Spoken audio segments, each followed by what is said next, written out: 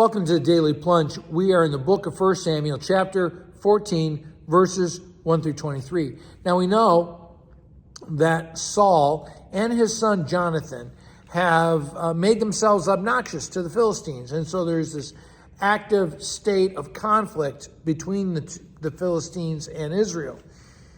And Saul, he is hesitant. He is waiting for something to happen. His army has shrunk. It's only 600 men, and they are picnicking under the trees, right? And he has along with him Ahijah, who is a priest delineated from Ichabod's line, which comes from Phinehas. And so it is a failed priestly line. And he's there wearing the priestly clothes.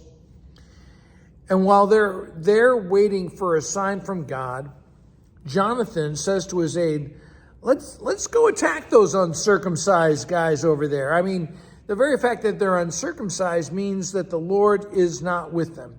Now, the Philistines have an outpost on the top of a cliff, really. And there's not going to be any sneak attack like last time. And Jonathan says, perhaps the Lord will act on our behalf. It will go before us.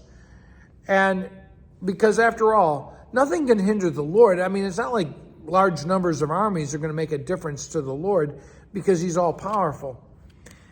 And the aide says, I am with you heart and soul. I'm right behind you.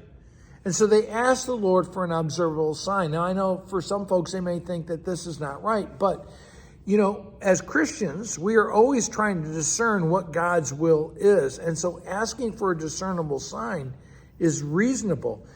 Now, what Jonathan says is, if you intend for us to not attack, then they should call to us and tell us, you wait where you are, we're coming down to you. And then in that case, we'd run away.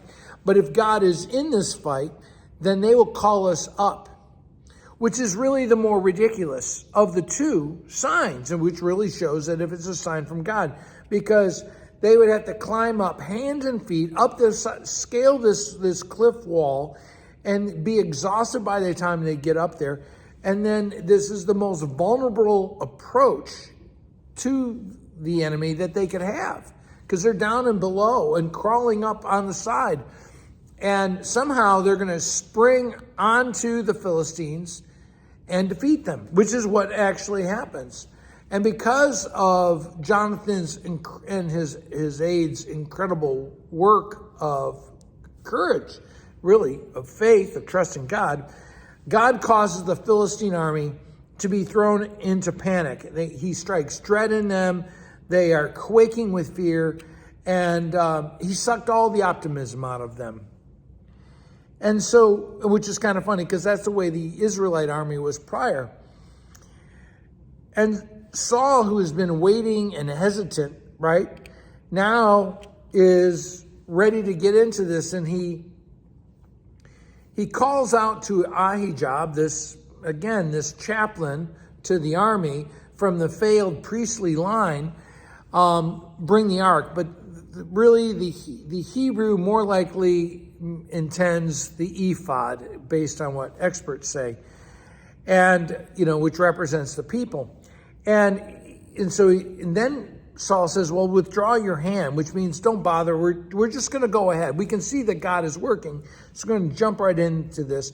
And now Israel, which had been hiding in holes and crevices, is coming out for this fight. They're sort of like fair weather fans. And on that day, it says, the Lord saved Israel. Not Saul, not the guy who was hesitant with his 600 troops, but through Jonathan, who was ready to trust God and to act. And that's a challenge for us, is to be listening to God, seeing where God is working and acting out of faith. Well, thanks, friends. Have a blessed day.